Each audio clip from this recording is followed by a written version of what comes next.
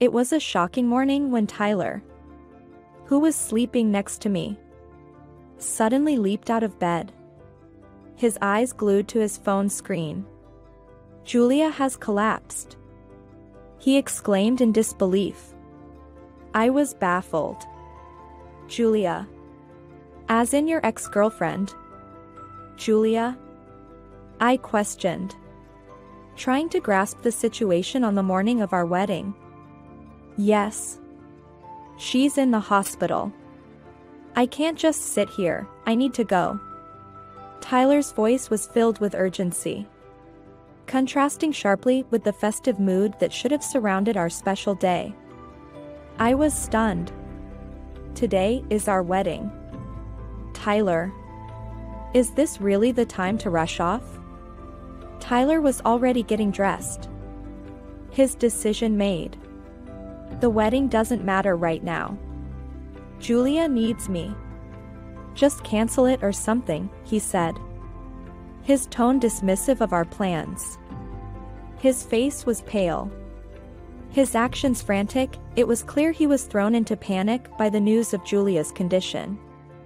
But to me, it seemed almost like a rehearsed act. Calmly, I responded, "Are you sure about this? You're okay with abandoning our wedding?" He didn't hesitate. "Do whatever you want. I'm going," and with that, he dashed out, leaving me to handle the mess. I understood then. Tyler had left his own wedding because his ex-girlfriend had collapsed. Resigned. I said to myself, "I'll cancel everything. Your stuff too." That day, I decided to leave the house, armed with this revelation and a plan for revenge. My name is Samantha. I have a passion for rock bands, and I love collecting vinyl records and guitars. These interests led me to a job at a quaint local shop that sells vintage musical instruments and records. The shop's atmosphere, filled with items I adore, makes it a delightful place to work. The manager is a kind person who always treats me well. "Samantha, we got that vinyl you've been wanting.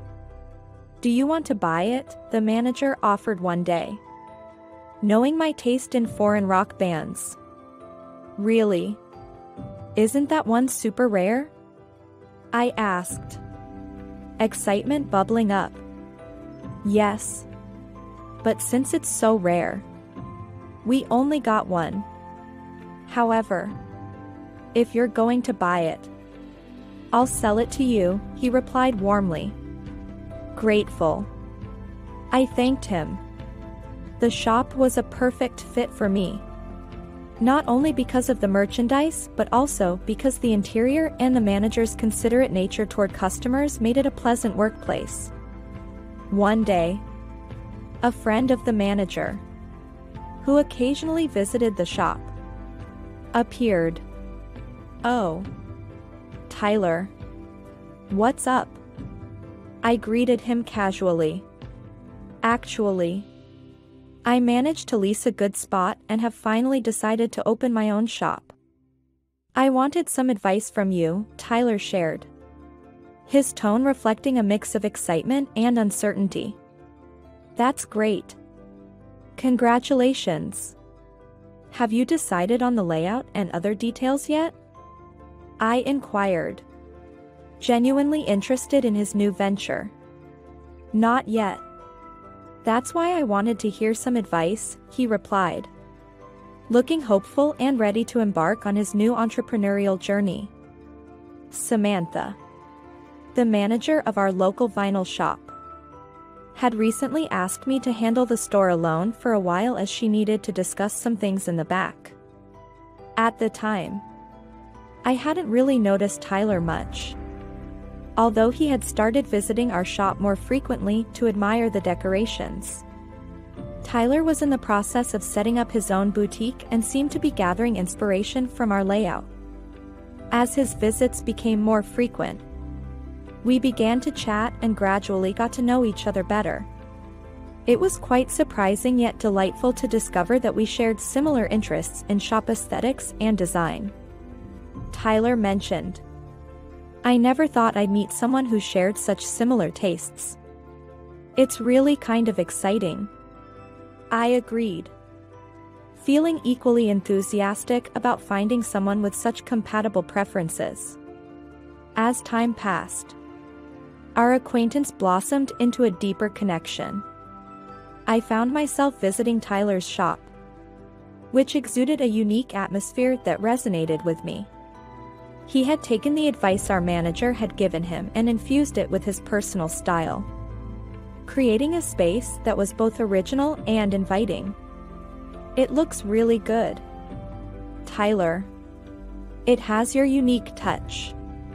And anyone familiar with you will see the meticulous care and awesome arrangement here," I complimented him during one of my visits. Tyler's store was not just inviting but also aesthetically pleasing, thanks to its beautiful decorations. The commendations didn't stop with the customers, even our manager was impressed by the ambience and design, offering high praise that made Tyler visibly delighted. Overjoyed, he couldn't hide his excitement, exclaiming, "I can't believe even the manager said such wonderful things." His business was flourishing, quickly becoming a popular spot, and it appeared that it might soon eclipse the success of the long-standing vinyl shop operated by Samantha, a community staple for more than a decade. Amidst the success of his shop, Tyler surprised me one day by suggesting, "Hey, why don't we start dating?" We embarked on a romantic relationship soon after. As our relationship progressed, Tyler decided to cancel the lease on his place and move in with me, citing that my place was larger and closer to the shop. Although it was a big step, I was so in love that I would have agreed to almost anything. "Isn't it fine if it's a win-win?" "Then it's the best option," he said cheerfully. And I wholeheartedly agreed. Today marked the beginning of a thrilling new chapter for both of us. This morning, I received some exhilarating news from the manager, the Red Hot Chili Peppers. After a significant break, we're back on tour and had just released tickets for their upcoming concerts. Tyler and I, ardent followers of the band, were overjoyed upon hearing this, eager to secure our spots. I immediately pulled out my phone to check the ticket prices. The standard tickets were going for $360, but it was the platinum tickets, which included exclusive merchandise, priced at $1,000. That caught our eye. After a quick discussion, we decided to indulge ourselves. "Let's opt for the platinum tickets, we can make it work. Let's secure 2 of them right now." We agreed.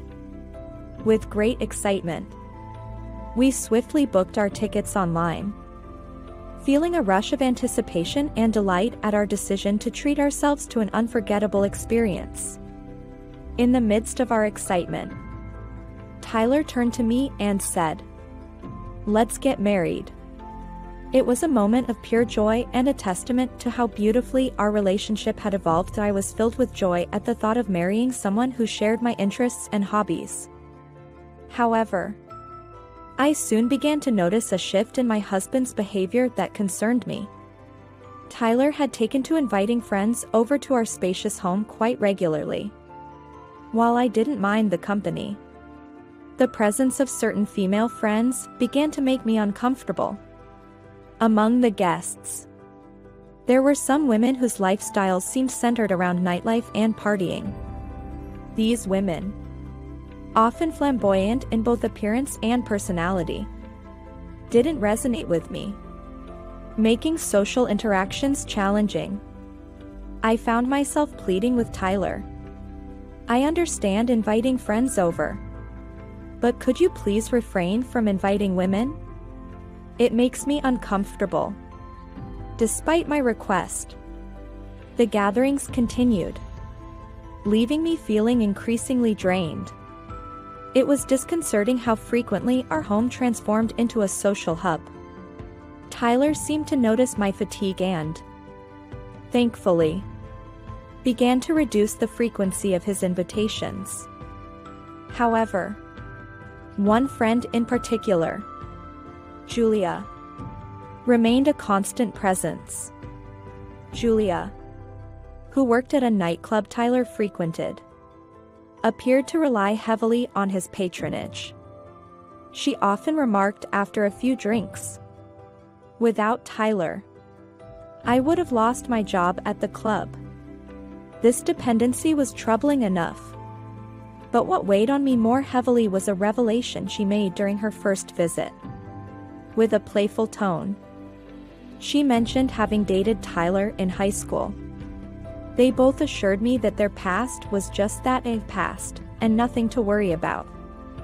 Yet their flirtatious interactions left me feeling uneasy.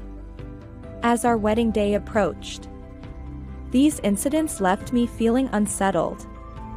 Was Tyler truly committed? My concerns only deepened with every visit from Julia, whose history with Tyler hinted at a pattern of disrupting his previous relationships. Ultimately, knowing of her past actions, how she once lured Tyler away from another relationship, cast a long shadow over my thoughts. Despite reassurances and the joy of the upcoming marriage, I couldn't shake off the anxiety that Julia's continued presence in Tyler's life brought me. Julia had argued that since he was her ex, it wasn't theft, rather, she was reclaiming what was originally hers. The contention was that the real thief was the person accusing her.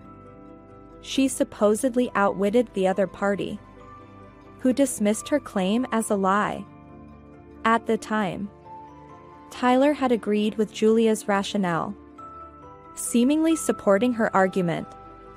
This only added to my growing anxiety, especially as I learned more about Tyler's past with his ex-girlfriend, Julia.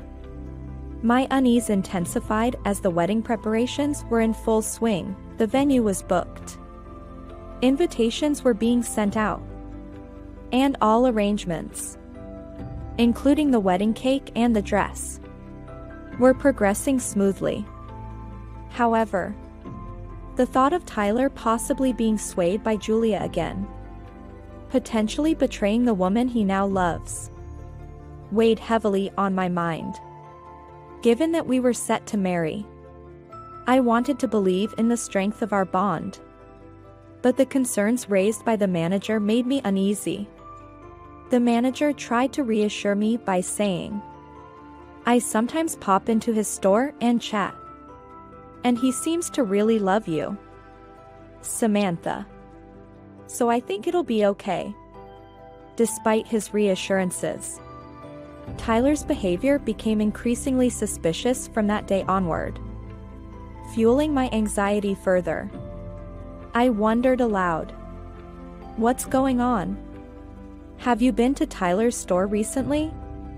When informed I hadn't, it was brought to my attention that both the exterior and interior of the store had undergone a dramatic transformation into a heavy metal theme. The outside looked rugged, and the flashy interior made it uninviting, potentially driving customers away. I expressed my concerns to him, but he dismissed them, stating, "This is my style, so it's fine." Tyler had always liked rock bands but was never particularly into heavy metal. However, recalling that his ex, Julia, was a fan of the heavy metal band Kiss, I suspected her influence in these changes. Since rekindling his connection with Julia, Tyler's behavior had grown increasingly peculiar. It seemed it was always about Julia. Daily, I found myself asking him to reaffirm his love, questioning, "Why do you keep mentioning Julia? You love me." right? To this, Tyler would reassure me. Of course. Julia is just a friend. Despite his assurances, I remained worried and pleaded with him. Can you stay away from Julia? We're preparing to get married. Aren't you focusing too much on her? Are you sure it's okay? You're not cheating. Are you? He seemed puzzled by my worries. Responding, what weird fantasies are you having? It's fine. Don't worry. Julia and I are just friends. Plus, she's been unwell recently, so I'm just concerned about her. If that's the case, it's okay. But don't do anything strange again, I responded.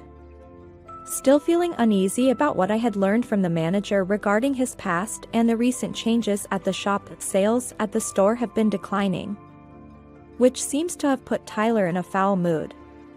During a discussion, I suggested that he might benefit from considering the advice of our manager. Samantha agreed, urging him to listen and adapt. Despite this, Tyler's response was dismissive. He wanted to manage his store his way.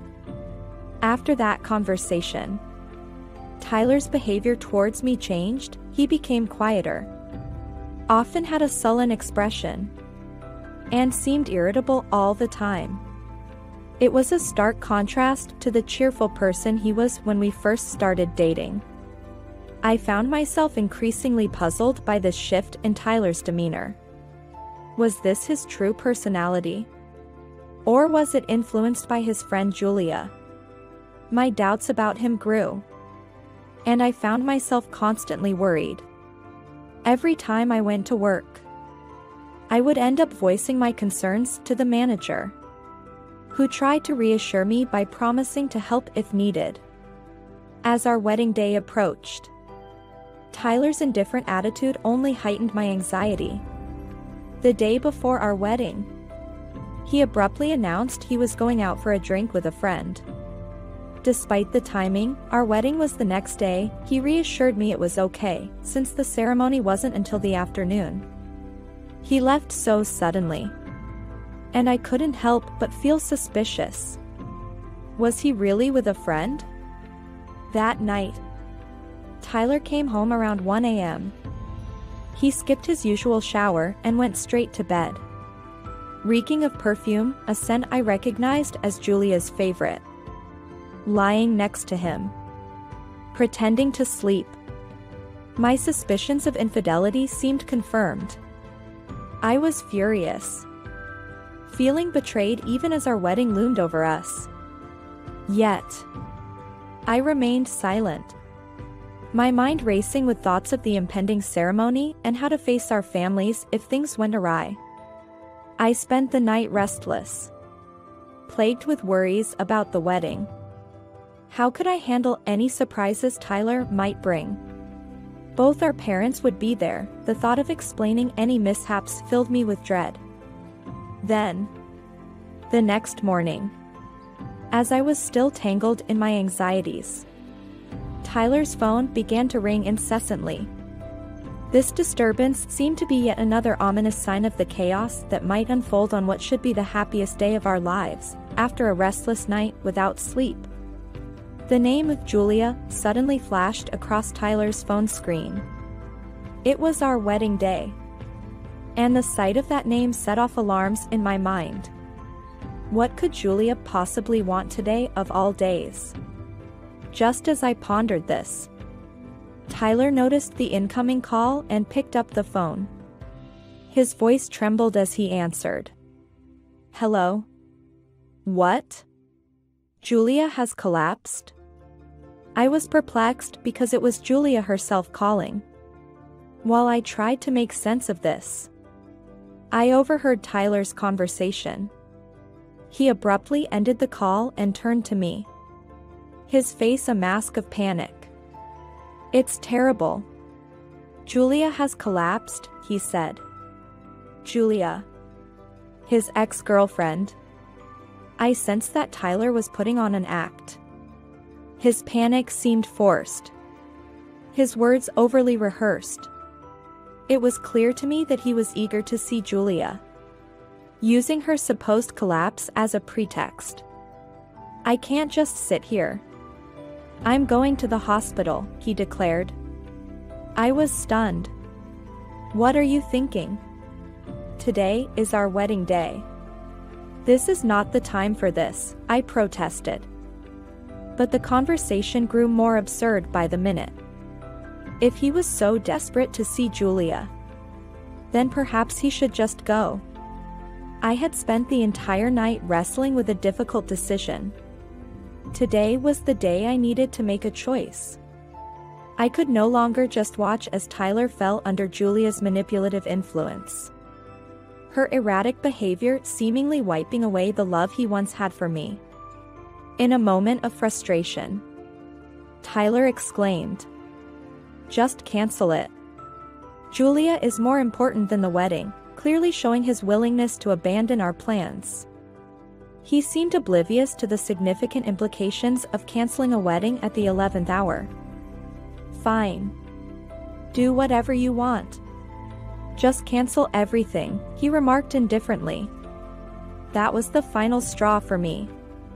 At that point, I decided to take decisive action. "Fine. I'll cancel all your arrangements as well," I whispered under my breath, my heart sinking with sorrow. I watched emotionlessly as Tyler hurried out to meet Julia. Once he was gone, I promptly called the wedding venue to notify them that the wedding set for today would have to be called off. The staff at the venue were understandably shocked and requested more details. I reluctantly shared the circumstances leading to this drastic decision. Due to the late notice, we were subject to a hefty cancellation fee. The event planner explained that canceling at this stage would incur a fee amounting to 80% of our total wedding costs, which were estimated at approximately $90,000. Consequently, the cancellation fee would be around $72,000. Resolutely, I requested that the invoice for this amount be sent to Tyler's side, as I confirmed their responsibility for the costs. After hanging up, I had the painful task of calling Tyler's parents, my own parents, and our friends. We both loved foreign bands and had planned various special features for the wedding, including performances by friends. The loss was immense, not just financially but emotionally as well. The dream wedding we envisioned was no more, replaced by a day of confusion and heartbreak that let's ensure that this wedding is truly memorable if we decide to go ahead with it. Given the scale of the event, I had a long list of contacts to reach out to, starting with my store manager where I'm currently employed. "Mother, are we ready for the wedding festivities today?" I inquired, somewhat taken aback by her calm demeanor. "Of course, darling. But we have plenty of time. The ceremony isn't until later this afternoon. I should start preparing soon, though, to ensure we're not late," she responded with a casual air. A sense of dread settled over me as I reluctantly broke the news to her. "I'm terribly sorry, Mom, but we have to cancel the wedding."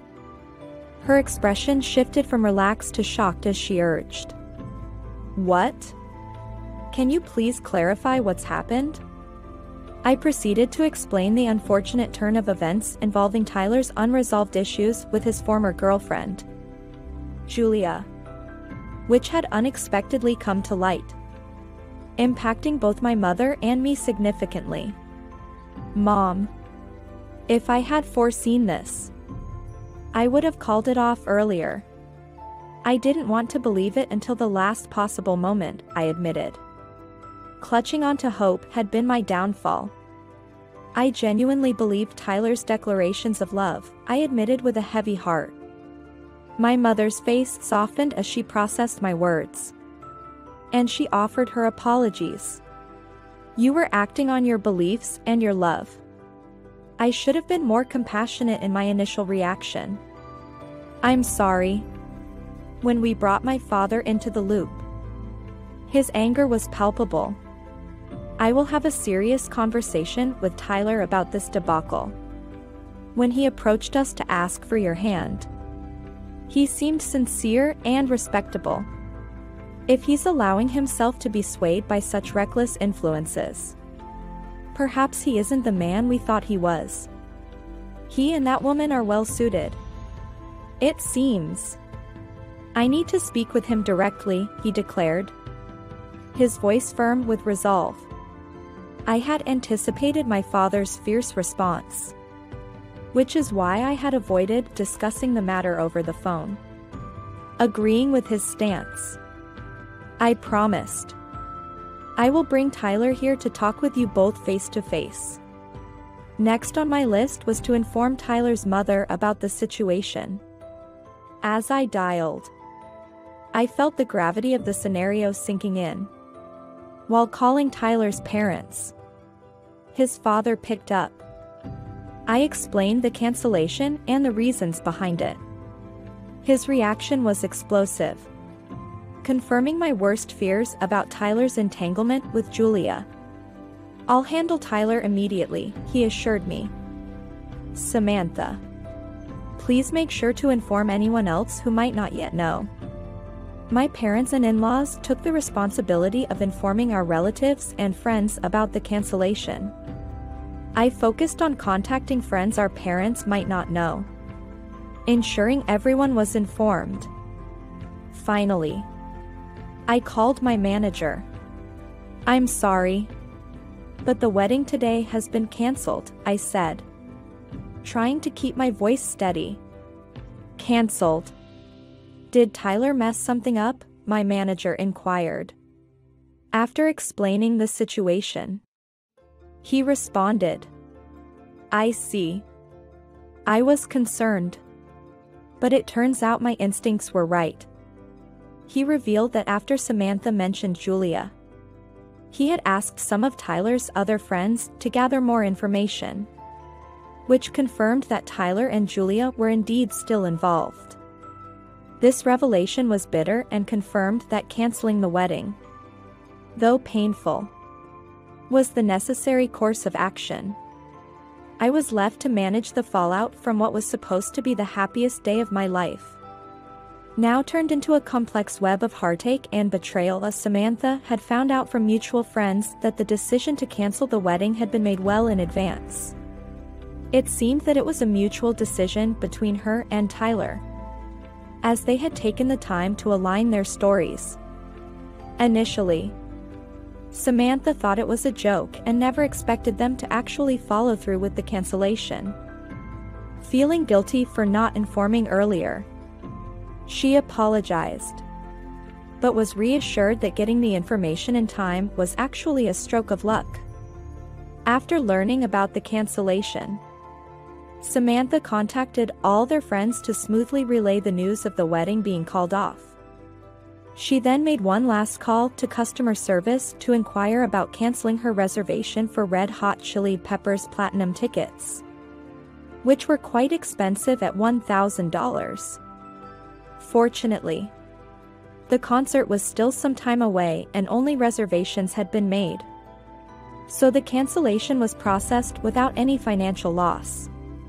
Additionally, Samantha had made several merchandise reservations for various bands, intended for both her and Tyler. Despite really wanting them, she decided to cancel everything as a way of getting back at Tyler.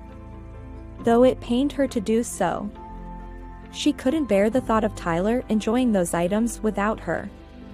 Resolved, Samantha packed up her belongings and decided to move back to her parents' house for a while.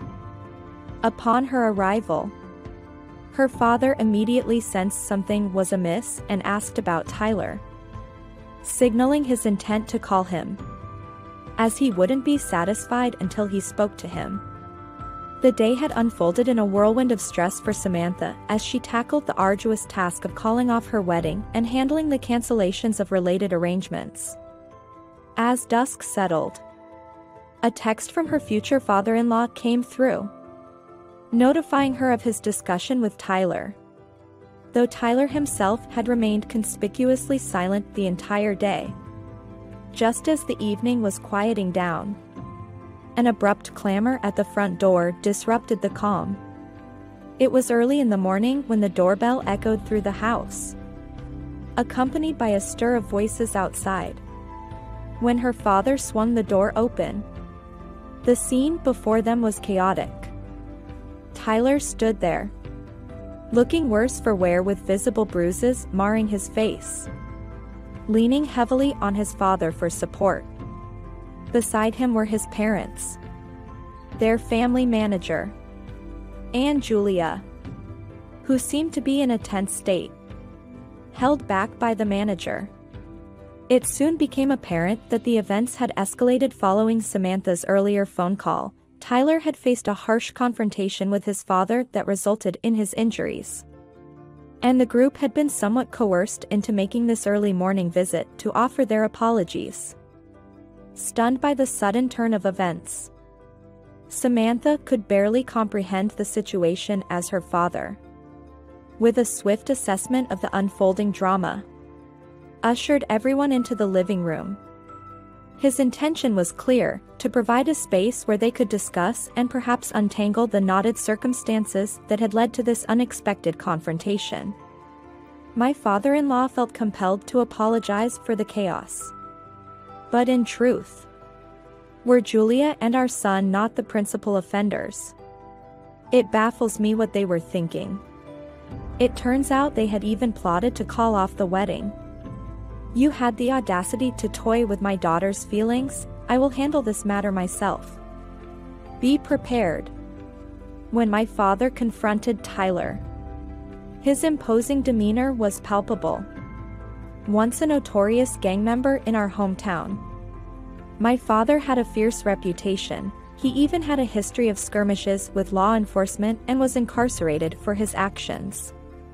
Tyler, aware of the daunting tales involving my father, was rooted to the spot, overwhelmed by the palpable tension.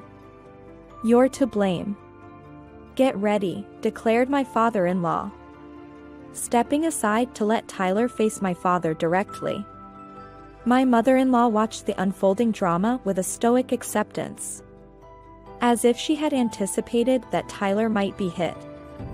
Bracing for impact, Tyler tensed up, closing his eyes and gritting his teeth. Yet the expected strike never came. Instead, my father's fist ended up smashing through the wall of the living room.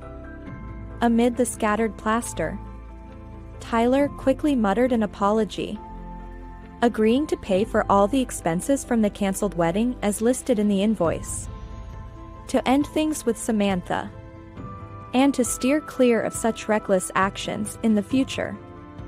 As my father's fist remained lodged in the wall, Tyler knelt and sought forgiveness. Yet, this did little to pacify my father, who, after extracting his hand from the wall, summoned Julia to Tyler's side and began a stern lecture.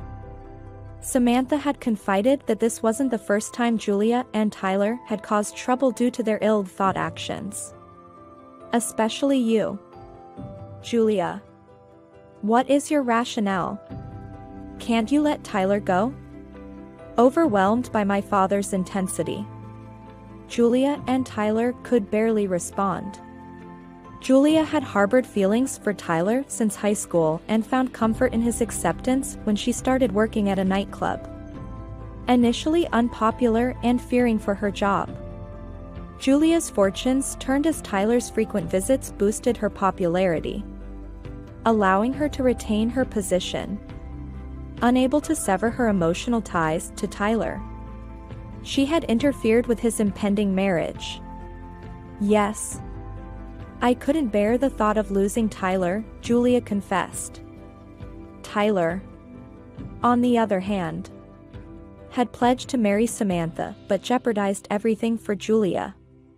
This revelation only fueled the tension as everyone grappled with the consequences of their actions and the complexity of their relationships. The woman expressed her deep affection for Julia and her enjoyment in conversing with Samantha over shared interests. However, Samantha's rejection of heavy metal music created a gap between them. Hearing Tyler's words left her feeling saddened, especially as the wedding approached. She continuously questioned Tyler, asking if his frequent mentions of Julia meant he truly loved her. Each affirmation from him felt hollow, bringing her to tears as she doubted the sincerity of his words. There were times she contemplated whether discussing his feelings was worthwhile, but she ultimately dismissed these thoughts, feeling that her efforts had been wasted. She lamented that Tyler should have left her earlier rather than waiting until the wedding day, describing his prolonged stay as the worst outcome.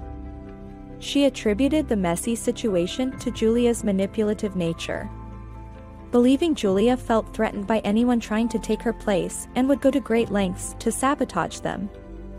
Regretfully, she admitted her naivety in cooperating with such schemes and wished she had ended things sooner. During a heated confrontation, when Tyler finally confessed his feelings, her father, unable to contain his anger, slapped Tyler. The force of the slap sent him crashing into a glass door. Amidst the tension, her father, red-faced and furious, warned Tyler of the serious danger he was in.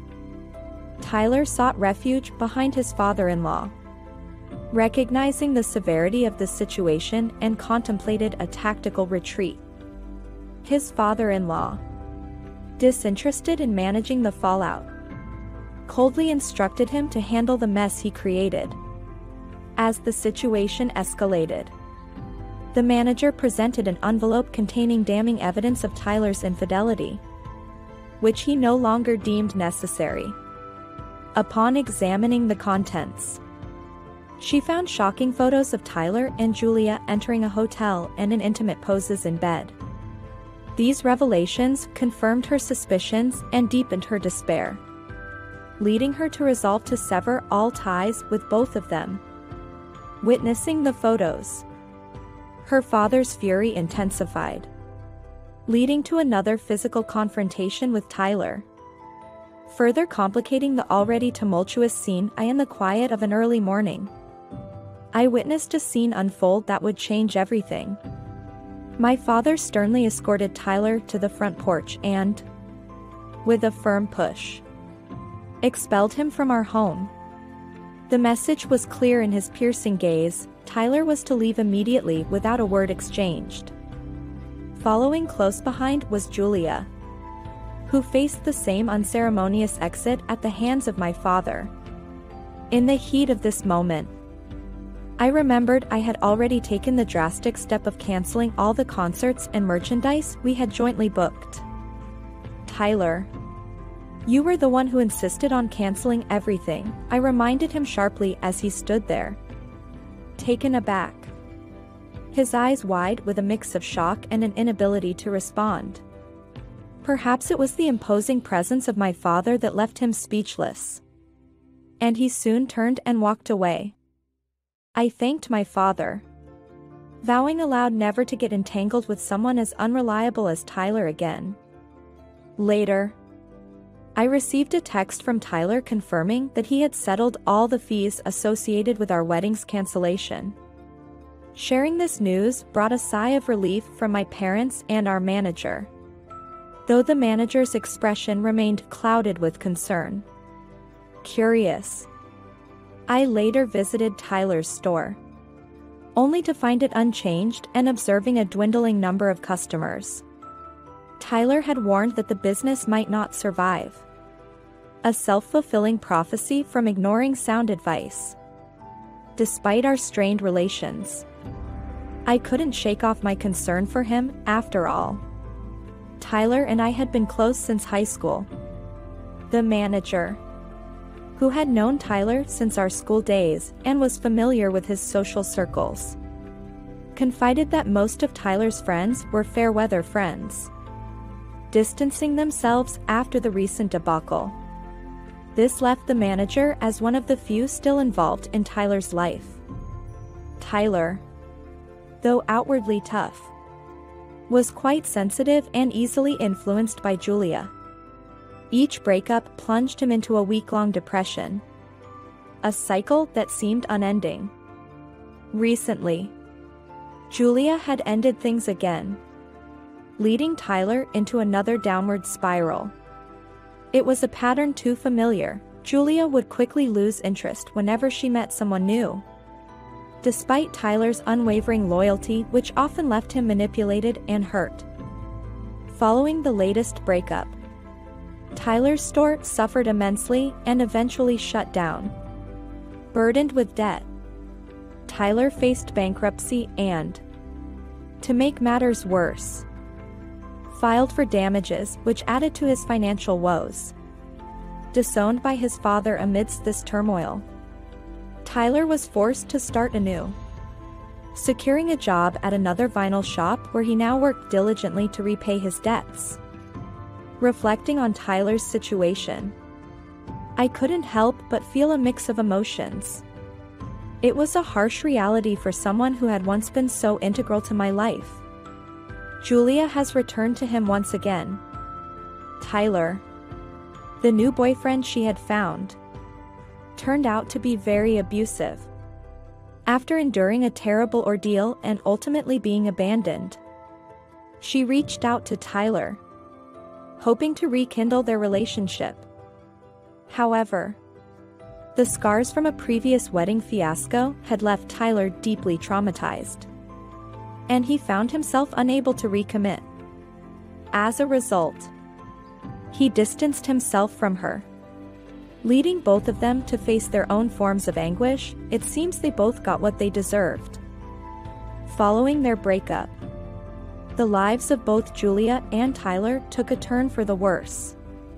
While their downward spirals are of little concern to me, I am still focused on my own future.